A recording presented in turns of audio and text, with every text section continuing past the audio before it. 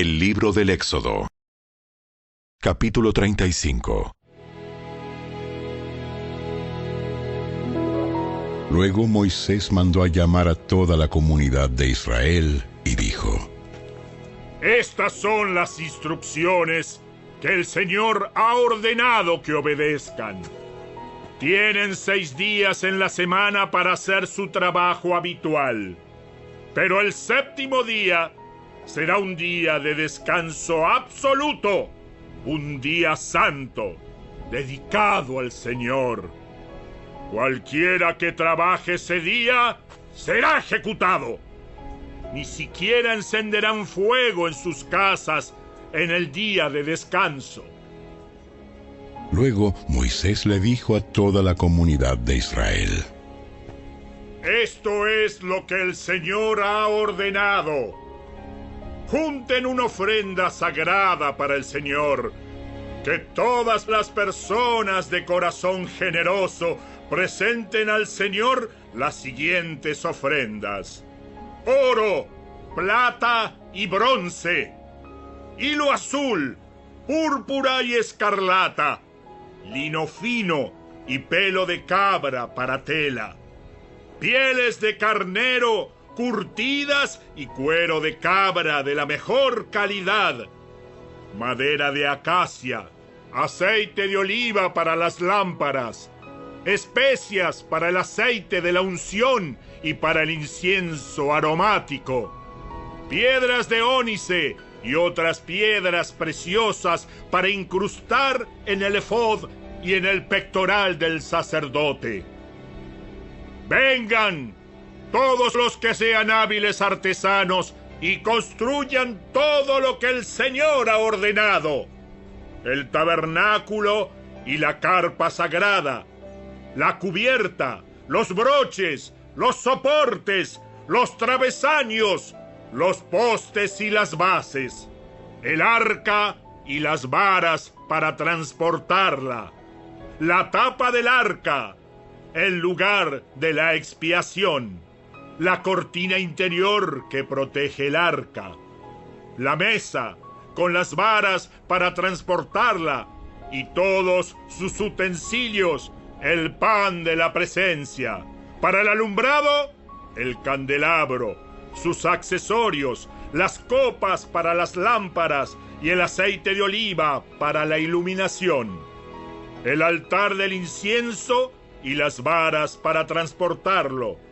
el aceite de la unción y el incienso aromático, la cortina para la entrada del tabernáculo, el altar de las ofrendas quemadas, la rejilla de bronce del altar, las varas para transportarlo y sus utensilios, el lavamanos con su base, las cortinas para las paredes del atrio, los postes y sus bases, la cortina para la entrada del atrio, las estacas para el tabernáculo y el atrio y sus cuerdas, las vestiduras finalmente confeccionadas para los sacerdotes, las cuales usarán mientras sirvan en el lugar santo, las vestiduras sagradas para el sacerdote Aarón y las vestiduras que sus hijos llevarán puestas cuando ministren como sacerdotes.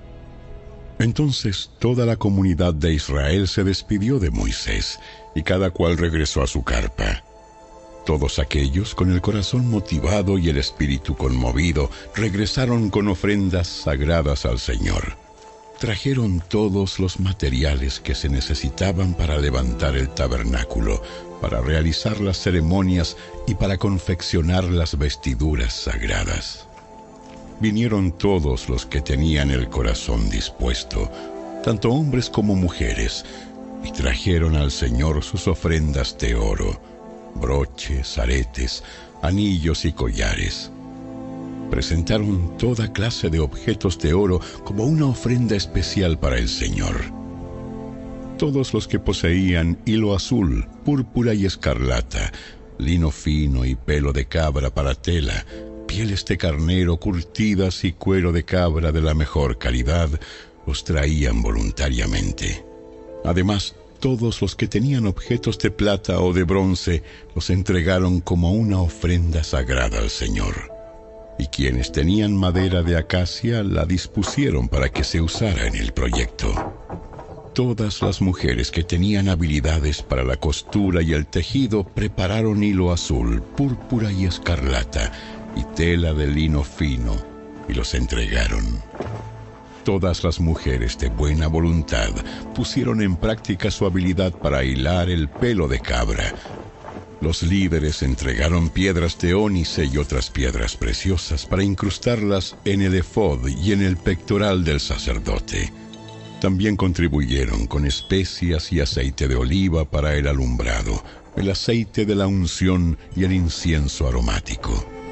Así, todos los del pueblo de Israel, cada hombre y cada mujer con deseos de colaborar en la obra que el Señor les había dado por medio de Moisés, presentaron sus ofrendas con generosidad al Señor. Luego, Moisés dijo al pueblo de Israel: El Señor ha escogido específicamente a Bezalel, el hijo de Uri y nieto de Ur, de la tribu de Judá. El Señor llenó a Bezalel del Espíritu de Dios y le dio gran sabiduría, capacidad y destreza en toda clase de artes manuales y oficios. Él es un maestro artesano, experto en trabajar el oro, la plata y el bronce. Es hábil en grabar, en incrustar piedras preciosas y en tallar madera. Es un maestro en todo trabajo artístico. El Señor les ha dado tanto a él como a Aholiab, hijo de Ahisamac, de la tribu de Dan, la capacidad de enseñar a otros sus habilidades técnicas. El Señor los ha dotado de un talento especial en el arte de grabar, de diseñar, de tejer y de bordar en hilo azul, púrpura y escarlata, de lino fino. Ellos se destacan como artesanos y diseñadores.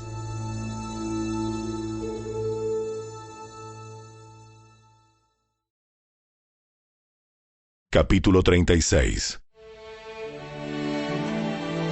El Señor ha dado sabiduría a Bezalel, a Aholiab y a los demás talentosos artesanos, y los ha dotado de habilidad para realizar todas las tareas relacionadas con la construcción del santuario. Que construyan y amueblen el tabernáculo tal como el Señor ordenó. Así que Moisés mandó llamar a Bezalel y a Aholiab y a todos los otros a quienes el Señor había dotado de modo especial y que estaban ansiosos por ponerse a trabajar.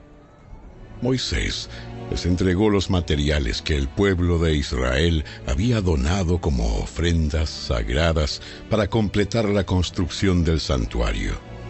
Sin embargo, el pueblo seguía entregando ofrendas adicionales cada mañana. Finalmente, los artesanos que trabajaban en el santuario dejaron su labor. Fueron a ver a Moisés y le informaron: La gente ha dado más de lo necesario para terminar la obra que el Señor nos ha ordenado hacer. Entonces Moisés dio una orden y se envió el siguiente mensaje por todo el campamento: Hombres y mujeres, no preparen más ofrendas para el santuario. Ya tenemos lo suficiente. Por lo tanto, la gente dejó de llevar sus ofrendas sagradas. Sus contribuciones fueron más que suficientes para completar todo el proyecto. Los hábiles artesanos hicieron 10 cortinas de lino de tejido fino para el tabernáculo. Luego, Bezalel adornó las cortinas con hilo azul, púrpura y escarlata, y con querubines hábilmente bordados. Las 10 cortinas tenían exactamente la misma medida: 12 metros con 90 centímetros de largo por 1 metro con 80 centímetros de ancho. Se juntaron 5 de estas cortinas para hacer una larga, y lo mismo se hizo con las otras 5 para formar una segunda cortina larga. Bezalel hizo 50 presillas de tejido azul y las puso a lo largo del borde de la última cortina de cada conjunto. Las 50 presillas a lo largo del borde de una cortina coincidían con las 50 presillas a lo largo del borde de la otra cortina. Luego hizo 50 broches de oro y los usó para sujetar las 2 cortinas largas. De ese modo, el tabernáculo se formaba de una pieza completa. Además, confeccionó 11 cortinas con tejido de pelo de cabra para que sirvieran de cubierta para el tabernáculo. Las 11 cortinas tenían exactamente la misma medida, 13 metros con 80 centímetros de largo por 1 metro con 80 centímetros de ancho. Bezalel juntó 5 de estas cortinas para formar una larga, y luego juntó las otras 6 para formar una segunda cortina larga. Hizo 50 presillas para colocar en el borde de cada cortina larga, y también hizo 50 broches de bronce para enganchar las 2 cortinas largas. De ese modo, la cubierta se formaba de una pieza completa. También completó la cubierta con una capa de pieles de carnero curtidas y otra capa de cuero de cabra de la mejor calidad. Para el armazón del tabernáculo, Bezalel construyó soportes de madera de acacia. Cada soporte medía 4 metros con 60 centímetros de alto por 69 centímetros de ancho y tenía 2 estacas debajo de cada soporte. Todos los soportes eran idénticos.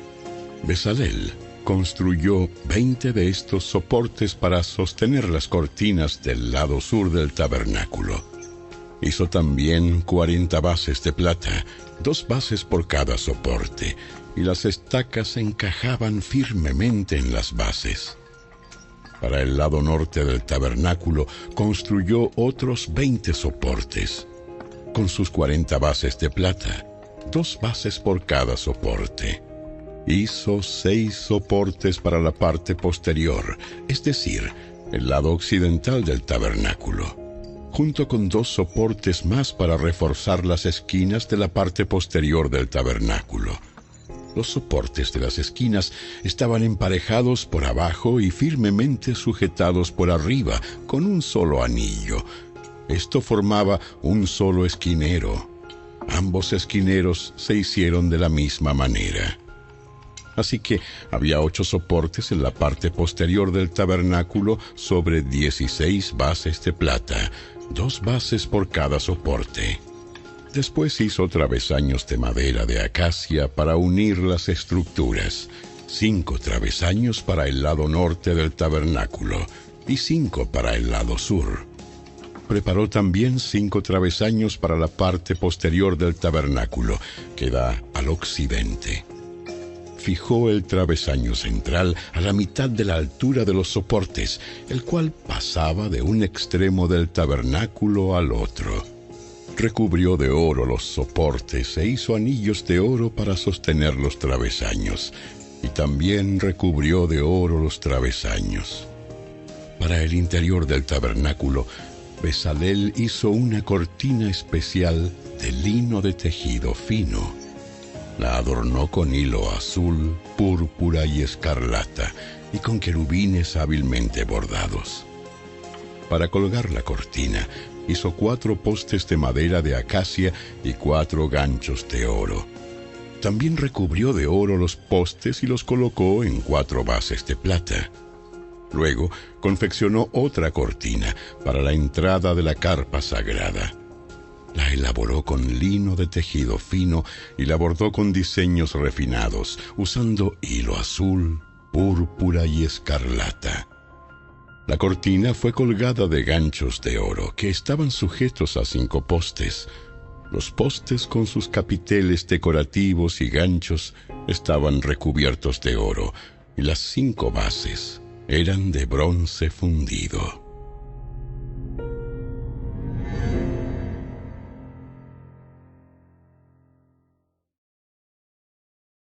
Capítulo 37. Después, Bezalel construyó el arca de madera de acacia, un cofre sagrado de 1 metro con 15 centímetros de largo por 69 centímetros de ancho y 69 centímetros de alto. La recubrió de oro puro por dentro y por fuera y le puso una moldura de oro alrededor. Fundió 4 anillos de oro y los fijó en las 4 patas, 2 anillos a cada lado. Luego hizo varas con madera de acacia y las recubrió de oro. Entonces metió las varas por los anillos que estaban a los costados del arca para transportarla. Después hizo la tapa del arca, en lugar de la expiación, de oro puro. Medía 1 metro con 15 centímetros de largo por 69 centímetros de ancho. Formó 2 querubines de oro labrado a martillo y los colocó en los 2 extremos de la tapa de la expiación. Moldeó los querubines a cada extremo de la tapa de la expiación, de modo que formaban una sola pieza de oro con la tapa. Los querubines estaban frente a frente, mirando hacia la tapa de la expiación, con las alas extendidas por encima de la tapa para protegerla. Luego, Bezalel hizo la mesa con madera de acacia, que medía 92 centímetros de largo por 46 centímetros de ancho y 69 centímetros de alto. La recubrió de oro puro y le puso una moldura de oro alrededor del borde. La adornó con un reborde de 8 centímetros de ancho y le puso una moldura de oro alrededor del reborde. Hizo 4 anillos de oro para la mesa y los fijó en las 4 esquinas junto a las 4 patas. Los anillos fueron fijados cerca del reborde para sostener las varas que se usaban para transportar la mesa. Bezalel hizo las varas con madera de acacia y las recubrió de oro. Después hizo recipientes especiales de oro puro para la mesa, tazones, cucharones, frascos y jarras, los cuales se usaban al derramar las ofrendas líquidas. Luego, Bezalel hizo el candelabro de oro puro labrado a martillo. Hizo todo el candelabro y sus decoraciones de una sola pieza: la base, el tronco, las copas para las lámparas, los capullos y los pétalos. El candelabro tenía 6 ramas que salían del tronco, 3 a cada lado. Cada una de las 6 ramas tenía 3 copas para las lámparas en forma de flor de almendro con capullos y pétalos. El tronco del candelabro estaba artesanalmente trabajado con 4 copas para las lámparas en forma de flor de almendro con capullos y pétalos. Había un brote de almendro debajo de cada par de ramas, donde las 6 ramas salían del tronco, todo hecho de una sola pieza. Los brotes de almendro y las ramas eran de una sola pieza con el tronco de oro puro labrado a martillo.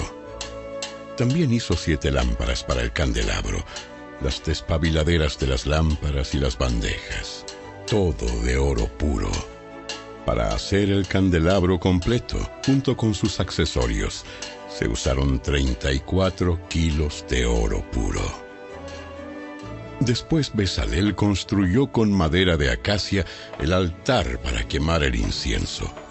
Lo hizo cuadrado, de 46 centímetros de largo y de ancho, y 92 centímetros de alto, con cuernos tallados en las esquinas de la misma pieza de madera del altar. Recubrió de oro puro la parte superior, los lados y los cuernos del altar, y le puso una moldura de oro alrededor de todo el altar. Hizo 2 anillos de oro y los fijó en 2 lados opuestos del altar, por debajo de la moldura de oro, para que sostuvieran las varas que servían para transportarlo.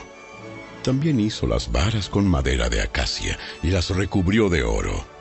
Luego elaboró el aceite sagrado de la unción y el incienso aromático con la misma técnica que emplea un experto fabricante de incienso.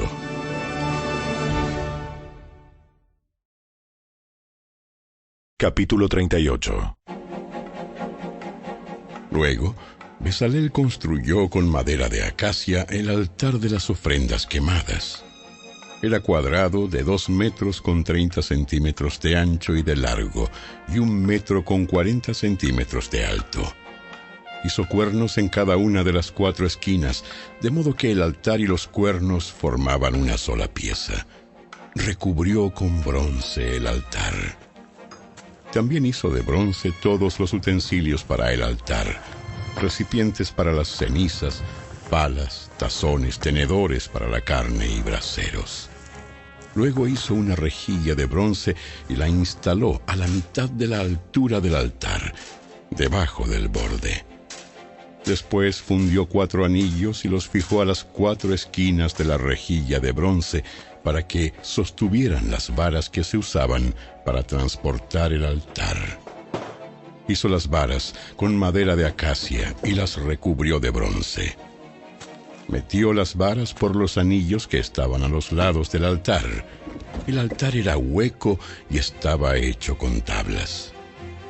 Además, Bezalel hizo el lavamanos y su base, ambos de bronce, usando los espejos de bronce donados por las mujeres que servían a la entrada del tabernáculo.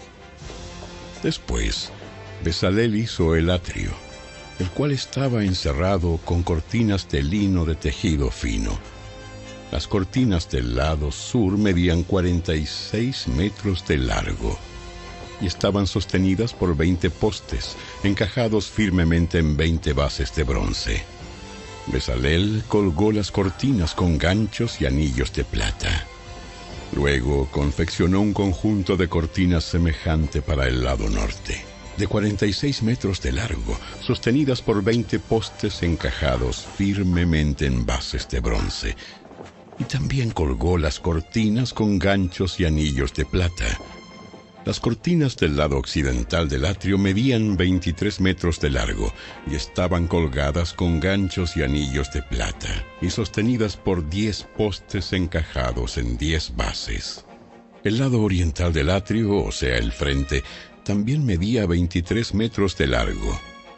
La entrada al atrio estaba ubicada en el lado oriental, flanqueada por 2 cortinas.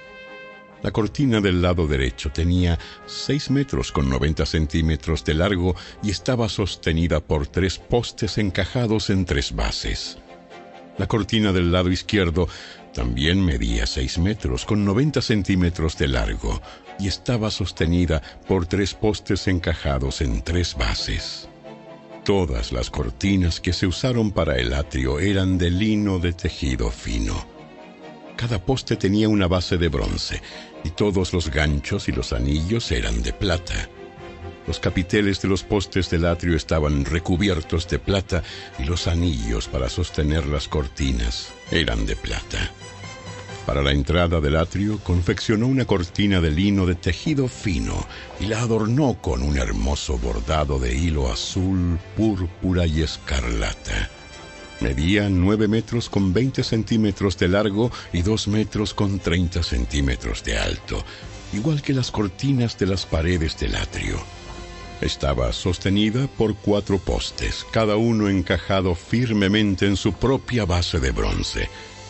Los capiteles de los postes estaban recubiertos de plata, y los ganchos y los anillos también eran de plata. Todas las estacas que se usaban en el tabernáculo y en el atrio eran de bronce.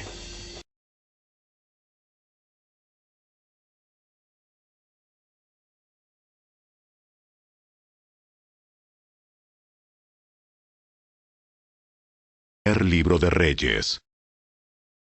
Capítulo 7. El rey Salomón pidió que un hombre llamado Huram viniera desde Tiro. Este hombre era israelita, solo por parte de su madre, una viuda de la tribu de Neftalí, y su padre había sido un artesano del bronce en Tiro. Huram tenía mucha habilidad y talento para hacer todo tipo de trabajo en bronce, y aceptó ir para hacer toda la obra de metal para el rey Salomón. Huram fundió 2 columnas de bronce, cada una tenía 8 metros con 30 centímetros de alto y 5 metros y medio de circunferencia. Para la parte superior de las columnas fundió capiteles de bronce, cada uno tenía 2 metros con 30 centímetros de alto. Cada capitel estaba decorado con 7 conjuntos de enrejado y cadenas entrelazadas. También rodeó el enrejado con 2 filas de granadas para decorar los capiteles en la parte superior de las columnas. Los capiteles de las columnas que estaban dentro de la antesala tenían forma de lirios y medían 1 metro con 80 centímetros de alto. Los capiteles sobre las 2 columnas estaban rodeados con 200 granadas ubicadas en 2 filas al lado de la superficie redondeada junto al enrejado. Huram puso las columnas a la entrada del templo, una hacia el sur y la otra hacia el norte. A la del sur la llamó Jaquín y a la del norte Boaz. Los capiteles de las columnas tenían forma de lirios. Así quedó terminado el trabajo de las columnas. Luego, Huram fundió un enorme tazón redondo que medía 4 metros con 60 centímetros de borde a borde, llamado el mar. Tenía 2 metros con 30 centímetros de profundidad y 13 metros con 80 centímetros de circunferencia. Por debajo del borde estaba rodeado por 2 hileras de calabazas decorativas. Había unas 20 calabazas por cada metro de la circunferencia que se habían fundido como parte del tazón. El mar estaba colocado sobre una base formada por 12 bueyes de bronce que miraban hacia afuera. 3 miraban hacia el norte, 3 hacia el occidente, 3 hacia el sur y 3 hacia el oriente, y el mar estaba asentado sobre ellos. El grosor del mar era de unos 8 centímetros. Su borde era acampanado como una copa y se parecía a una flor de nenúfar. Tenía capacidad para unos 42.000 litros de agua. Huram también hizo 10 carretas de bronce para llevar agua. Cada una medía 1 metro con 80 centímetros de largo, lo mismo de ancho, y tenía una altura de 1 metro con 40 centímetros. Las carretas estaban construidas con paneles laterales asegurados con travesaños. Tanto los paneles como los travesaños estaban decorados con tallas de leones, bueyes y querubines. Por encima y por debajo de los bueyes y leones había como adorno una guirnalda. Cada carreta tenía 4 ruedas de bronce con sus ejes también de bronce.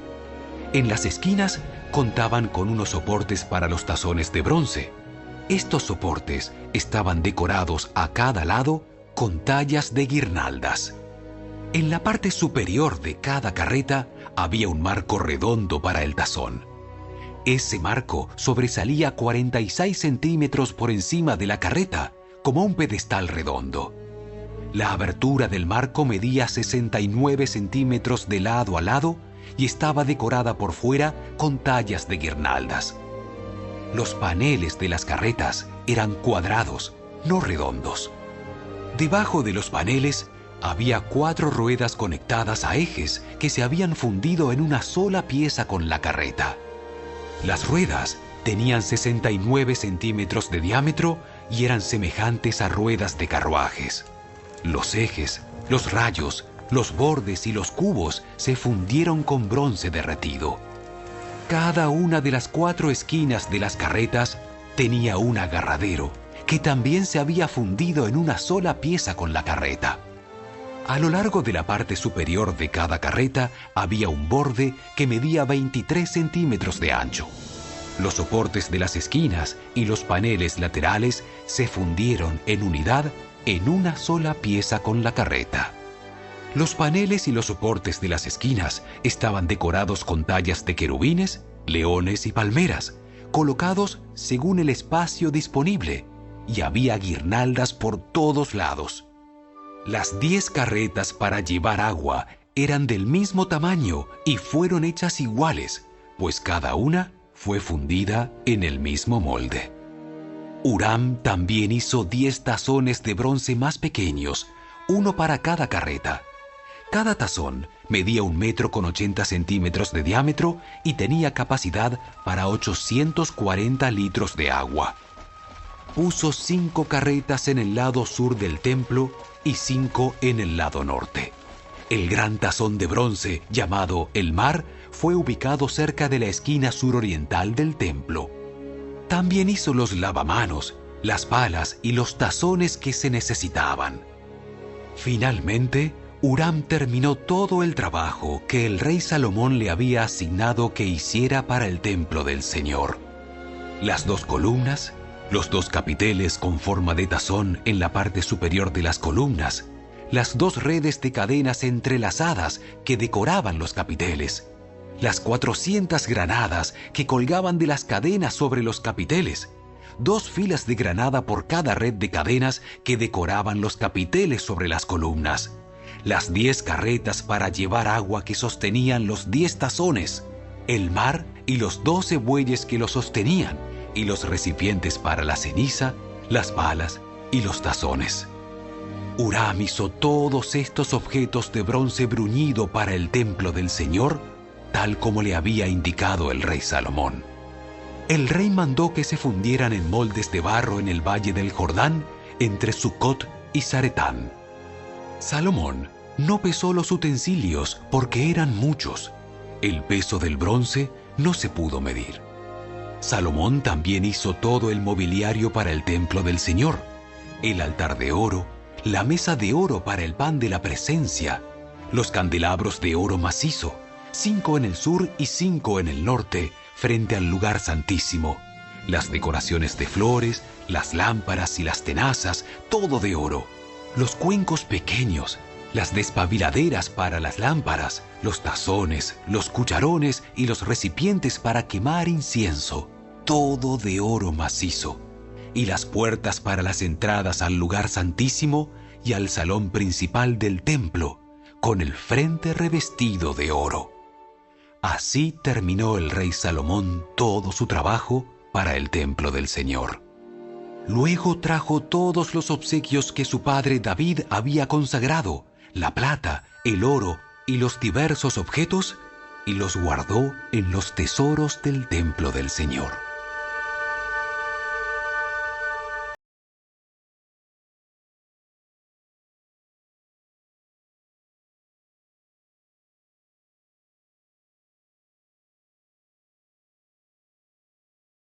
El Evangelio según Lucas.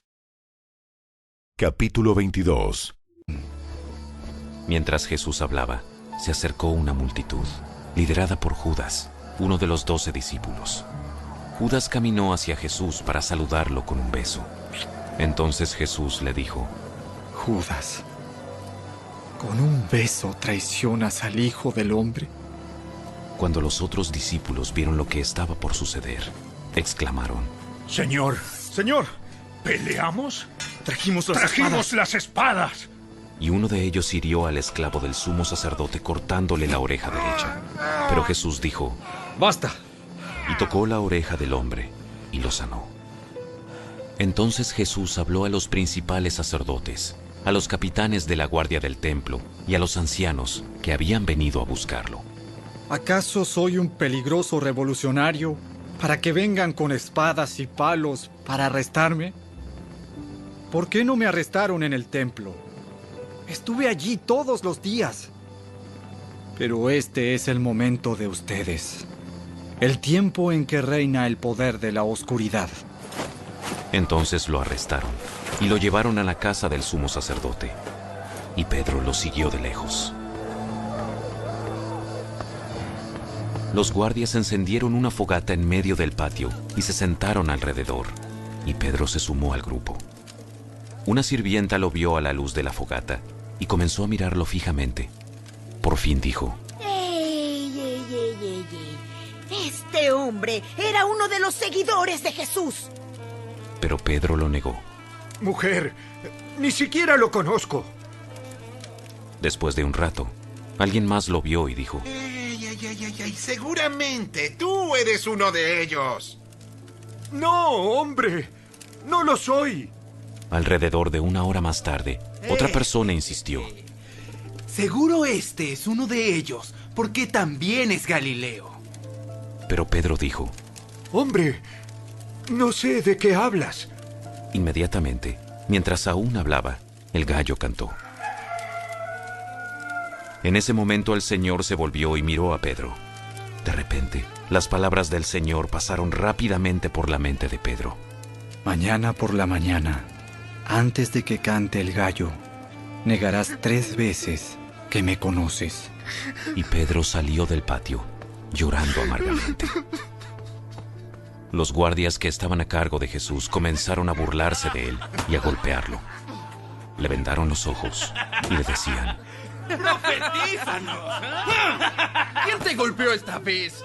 ¿Quién te golpeó esta vez? Y le lanzaban todo tipo de insultos. Al amanecer, todos los ancianos del pueblo se reunieron, incluidos los principales sacerdotes y los maestros de la ley religiosa. Llevaron a Jesús ante el Concilio Supremo y le dijeron: Dinos, ¿eres tú el Mesías?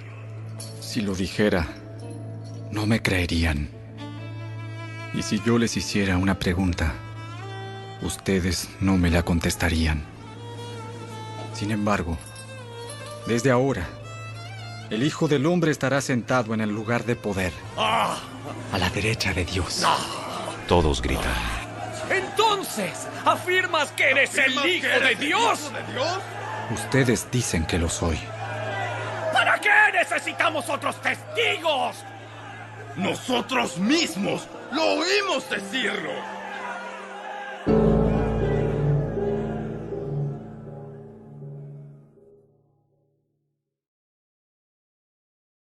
Capítulo 23.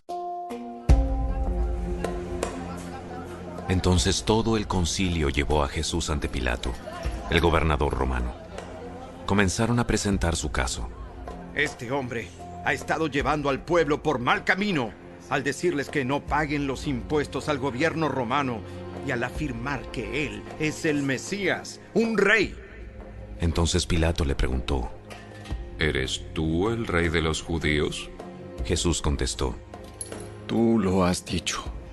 Pilato se dirigió a los principales sacerdotes y a la multitud y les dijo: No encuentro ningún delito en este hombre. Pero insistían: Con sus enseñanzas causa disturbios por donde va, en toda Judea, desde Galilea hasta Jerusalén. ¿Es Galileo? Cuando le dijeron que sí, Pilato lo mandó a Herodes Antipas, porque Galilea estaba bajo la jurisdicción de Herodes, y dio la casualidad de que se encontraba en Jerusalén en ese momento. Herodes se alegró mucho por la oportunidad de ver a Jesús, porque había oído hablar de él, y hacía tiempo que quería verlo realizar un milagro. Herodes le hizo una pregunta tras otra, pero Jesús se negó a contestar. Mientras tanto, los principales sacerdotes y los maestros de la ley religiosa se quedaron allí, gritando sus acusaciones. Entonces Herodes y sus soldados comenzaron a burlarse de Jesús y a ridiculizarlo. Finalmente le pusieron un manto real y lo enviaron de regreso a Pilato. Herodes y Pilato, quienes habían sido enemigos anteriormente, ese día se hicieron amigos. Entonces Pilato llamó a los principales sacerdotes y a los otros líderes religiosos, junto con el pueblo, y anunció su veredicto. Me trajeron a este hombre porque lo acusan de encabezar una revuelta.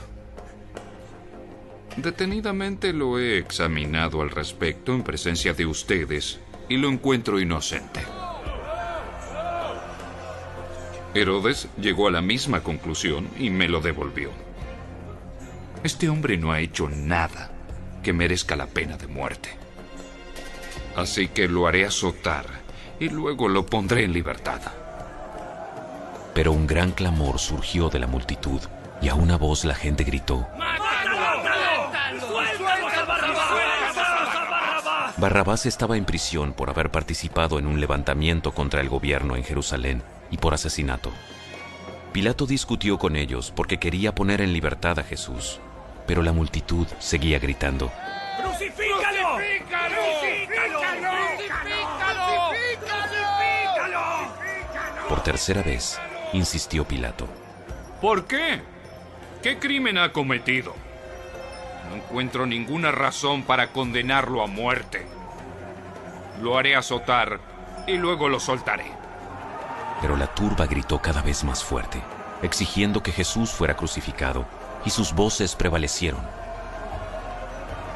Entonces Pilato sentenció a Jesús a muerte, como la gente reclamaba. Como habían pedido, puso en libertad a Barrabás, el que estaba preso por levantamiento y asesinato, y les entregó a Jesús para que hicieran con él como quisieran. Cuando ellos se llevaban a Jesús, sucedió que un hombre llamado Simón, que era de Cirene, venía del campo. Los soldados lo agarraron, pusieron la cruz sobre él y lo obligaron a cargarla detrás de Jesús. Una gran multitud lo seguía, incluidas muchas mujeres que lloraban desconsoladas. Entonces Jesús se dio la vuelta y les dijo: Hijas de Jerusalén, no lloren por mí. Lloren más bien por ustedes y por sus hijos. Pues vienen días cuando dirán: dichosas las mujeres que no tienen hijos, los vientres que no dieron a luz y los pechos que no amamantaron. La gente suplicará a los montes: caigan sobre nosotros, y rogará a las colinas: entiérrennos. Pues, si estas cosas suceden cuando el árbol está verde, ¿qué pasará cuando esté seco? Llevaron a otros dos, ambos criminales, para ser ejecutados con Jesús. Cuando llegaron a un lugar llamado La Calavera, lo clavaron en la cruz, y a los criminales también, uno a su derecha y otro a su izquierda. Jesús dijo: Padre, perdónalos, porque no saben lo que hacen. Y los soldados sortearon su ropa, tirando los dados.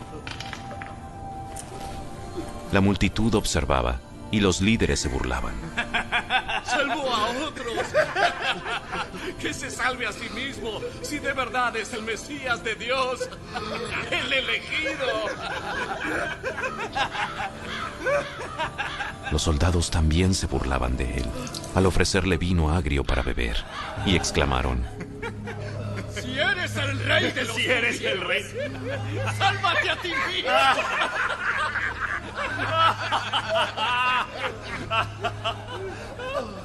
Encima de su cabeza colocaron un letrero que decía: Este es el rey de los judíos.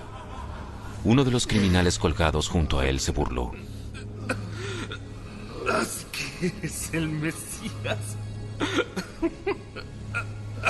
Demuéstralo salvándote a ti mismo. ¡Y a nosotros también! Pero el otro criminal protestó: Ni siquiera temes a Dios ahora que estás a muerte.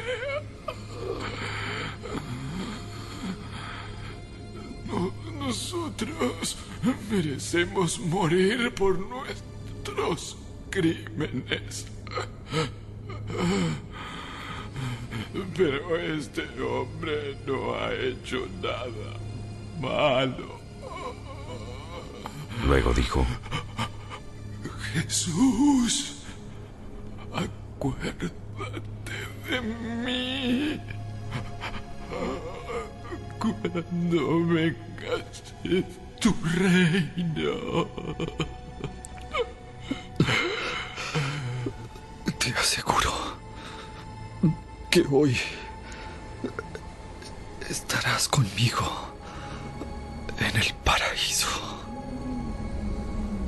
Ya era alrededor del mediodía, y la tierra se llenó de oscuridad hasta las 3 de la tarde.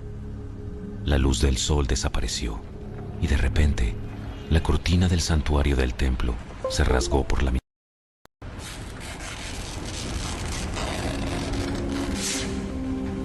Después, Jesús gritó: ¡Padre! Encomiendo mi espíritu en tus manos. Y con esas palabras, dio su último suspiro.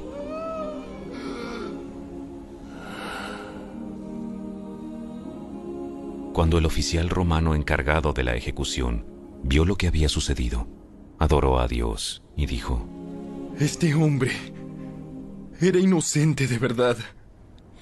Y cuando todas las multitudes que habían venido a observar la ejecución vieron lo que había sucedido, regresaron a casa con gran dolor. Pero los amigos de Jesús, incluidas las mujeres que lo habían seguido desde Galilea, se quedaron mirando de lejos. Había un hombre bueno y justo llamado José.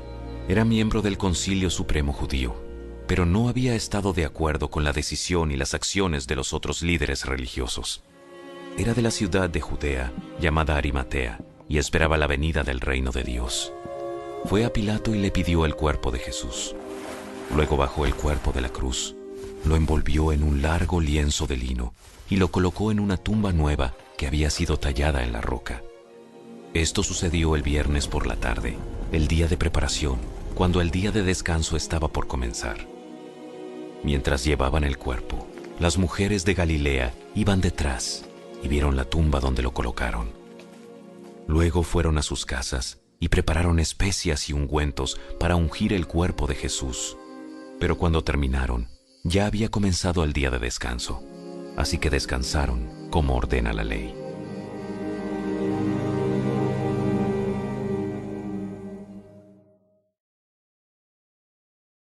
Capítulo 24. El domingo, muy temprano por la mañana, las mujeres fueron a la tumba, llevando las especias que habían preparado. Encontraron que la piedra de la entrada estaba corrida a un costado. Entonces entraron, pero no encontraron el cuerpo del Señor Jesús. Mientras estaban allí perplejas, de pronto aparecieron 2 hombres vestidos con vestiduras resplandecientes. Las mujeres quedaron aterradas y se inclinaron rostro en tierra. Entonces los hombres preguntaron: ¿por qué buscan entre los muertos a alguien que está vivo? Él no está aquí. Ha resucitado. Recuerden lo que les dijo en Galilea, que el Hijo del Hombre debía ser traicionado y entregado en manos de hombres pecadores y ser crucificado, y que resucitaría al tercer día. Entonces ellas recordaron lo que Jesús había dicho. Así que regresaron corriendo de la tumba a contarles a los 11 discípulos y a todos los demás lo que había sucedido. Fueron María Magdalena, Juana, María la madre de Santiago y varias mujeres más quienes contaron a los apóstoles lo que pasó.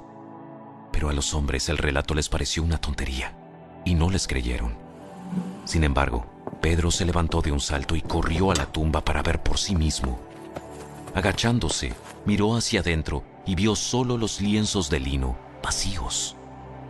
Luego regresó a la casa, preguntándose qué habría ocurrido.